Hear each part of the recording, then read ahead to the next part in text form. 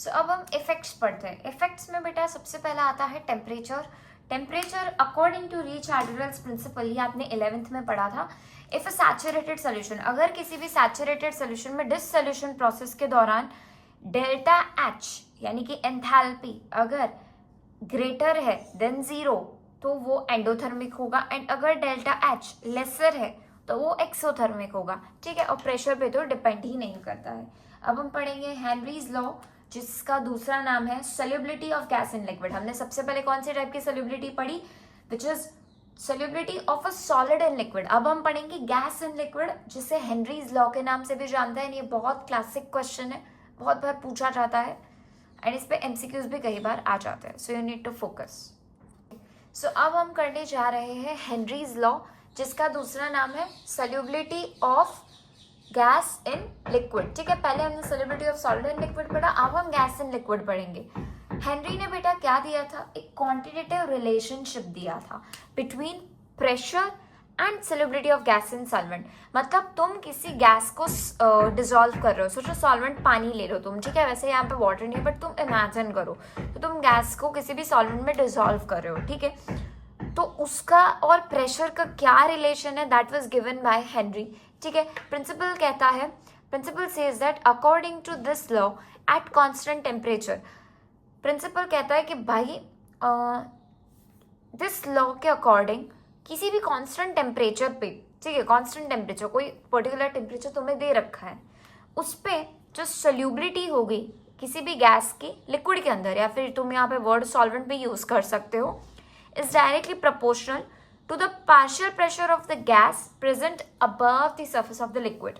क्या बोला, सपोज मान लो ये मेरा कोई सब्सटेंस है जिसके अंदर मेरे पास सॉल्वेंट है, ठीक है, मैं इसके अंदर कोई गैस डिसॉल्व कर रही हूँ।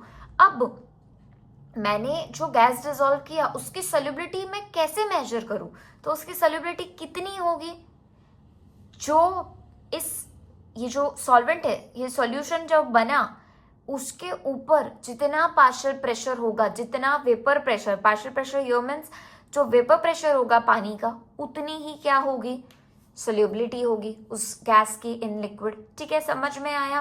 क्या बोला यहाँ पे कि आप किसी भी गैस को लिक्विड में डिसॉल्व कर रहे हो, ठीक है, तो उस गैस की सोल्यूबिलिटी क्या होगी, तो इतनी होगी, कितनी होगी, तो जो लिक्विड के ऊपर पार्शियल प्रेशर है ना, गैस का जो पार्शियल प्रेशर प्रेजेंट है लिक्विड के ऊपर, वही क्या होगा, उसकी सोल्यूबिलिटी होगी। अभी भी समझ में नहीं आया, okay. Solubility measured in mole fraction, solubility को तुम मेजर कैसे कर सकते हो, मोल फ्रैक्शन में, तो कैन आई राइट कि पार्शियल प्रेशर ऑफ गैस कितना होगा, partial pressure of gas vapour pressure P, जिसे हम अभी भी मैंने बोला था कि पार्शियल प्रेशर यानी कि वेपर प्रेशर, तो उसे हम P से रिप्रेजेंट करते हैं, वो किसके डायरेक्टली प्रोपोर्शनल है, मोल फ्रैक्शन X के, मतलब जितना मोल फ्रैक्शन, क्योंकि हम सोल्यूबिलिटी को मोल फ्रैक्शन में मेजर करते हैं। अभी अभी मैंने क्या बोला, तुम डॉट्स ज्वाइन करो तुम्हें समझ में आएगा। अभी मैंने बोला कि सोल्यूबिलिटी जो है वो डायरेक्टली प्रोपोर्शनल है पार्शियल प्रेशर के, ठीक है, गैस की लिक्विड के अंदर, तो जितना भी लिक्विड का पार्शियल प्रेशर है लिक्विड के ऊपर, गैस का पार्शियल प्रेशर है लिक्विड के ऊपर, उतनी उसकी सोल्यूबिलिटी। अब मैं बोल रही हूँ यार सोल्यूबिलिटी को तो हम मोल फ्रैक्शन में मेजर करते हैं, तो क्या मैं ये भी बोल सकती हूँ कि partial pressure is directly proportional to mole fraction, बिल्कुल बोल सकती हूँ, है ना। अब मैं बोल सकती हूँ कि पार्शियल प्रेशर क्या है, डायरेक्टली प्रोपोर्शनल है मोल फ्रैक्शन के, तो यही लिखा है, the partial pressure of the gas in the vapour pressure P is directly proportional to the mole fraction X। अभी मैंने बोला था आगे, हमने जब एक्सप्रेसिंग कॉन्सेंट्रेशन टर्म्स पढ़ा था कि मोल फ्रैक्शन को X यानी कि जीटा से रिप्रेजेंट करते हैं इन द लिक्विड, तो क्या मैं लिख सकती हूँ P is directly proportional to X, P is equals to KHX, KH is our Henry's constant. ठीक है, और ये ग्राफ बना लेना ऐसा, ठीक है, ये ग्राफ मोल फ्रैक्शन है, यहाँ पे एक्स एक्सिस पे मोल फ्रैक्शन है, वाई एक्सिस पे पार्शियल प्रेशर है, and you can see that the solubility increases at mole fraction and partial pressure is increasing. ठीक है, तो एक इंक्लाइन हमें इंक्रीजिंग वो मिल रहा है ग्राफ। अब मैंने ये जो सब लिखा है ये सब कुछ मैंने आपको एक नोट्स के फॉर्मेट में दिया है, ठीक है। अगर आपको हेनरीज लॉ पे नोट लिखने को बोलते हैं तो सबसे पहले आप ये लाइन लिख दो, फिर प्रिंसिपल लिख दो, फिर solubility measured in mole fraction, फिर ये वाला लिखोगे, फिर तुम ये लिखोगे, एंड फिर तुम ये ग्राफ बनाओगे। ग्राफ बनाना बहुत ज़रूरी है, ठीक है। अब तुम्हें मैं थोड़ा सा नॉलेज दूंगी अबाउट दिस हेनरीज कांस्टेंट, ठीक है, और फिर मैं आपको हेनरीज लॉ की एप्लीकेशन कराऊंगी और हमारा हेनरीज का लॉ खत्म हो जाएगा।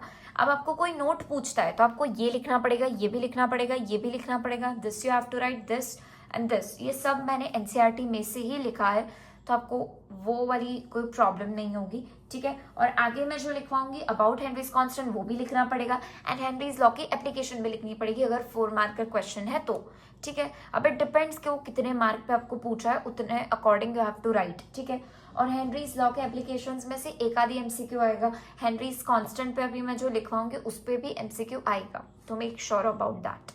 तो हमने बेटा आगे वाली स्लाइड में कब से बस हम यही पढ़ रहे हैं कि अगर प्रेशर बढ़ेगा तो सोल्यूबिलिटी बढ़ेगी, ठीक है। प्रेशर बढ़ेगा तो सोल्यूबिलिटी क्या होगी, बढ़ जाएगी। प्रेशर घट जाएगा तो सोल्यूबिलिटी घट जाएगी, ठीक है। और क्योंकि हम सोल्यूबिलिटी को मोल फ्रैक्शन में मेजर करते हैं, क्योंकि solubility is measured in mole fraction, तो हम क्या करते हैं, बस सोल्यूबिलिटी की जगह मोल फ्रैक्शन लगा देते हैं। तो अब अगर प्रेशर बढ़ेगा तो मोल फ्रैक्शन भी बढ़ेगा, मोल फ्रैक्शन बढ़ेगा तो प्रेशर भी बढ़ेगा, और अगर ये घटेगा तो ये भी घटेगा। बस हम ये सिंपल सी चीज समझ रहे थे कब से, ठीक है। बट आपको बस ये क्लियर रखना है इस टॉपिक में कि अगर प्रेशर बढ़ेगा तो क्या होगा, बिल्कुल सोल्यूबिलिटी बढ़ जाएगी।